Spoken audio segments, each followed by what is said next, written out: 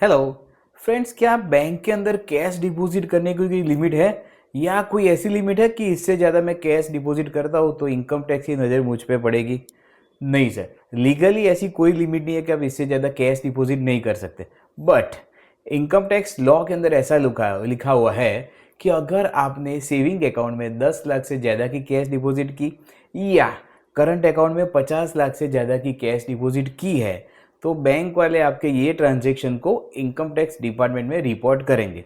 तो क्या इसका मीनिंग ये हुआ कि जैसे ही रिपोर्ट होगा तो मेरा केस स्क्रूटिनी में आ जाएगा? नहीं सर। अगर आपकी इनकम जो आपने इनकम टैक्स रिटर्न में डिक्लेयर की है एंड आपने कैश डिपॉजिट की है उसमें ज़्यादा कोई डिफरेंस नहीं है तो आपको चिंता करने की ज़रूरत नहीं है।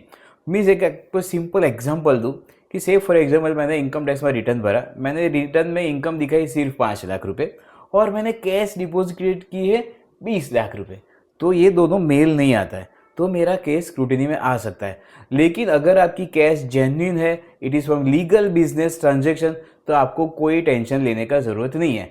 ऐसे 15 और पॉइंट भी है जिसमें इनकम टैक्स में आपके नाम का अलर्ट हो सकता है। इसके लिए हमने डिटेल में वीडियो बनाया, उसका लिंक मैंने डिस्क्रिप्शन में भी दिया है, आप उसको देख सकते हैं। और ऐसे टैक्स टैग फॉलो करने के लिए आप सीए प्रतीक्षा को सब्सक्राइब करिए और देखते रहिए। Thank you.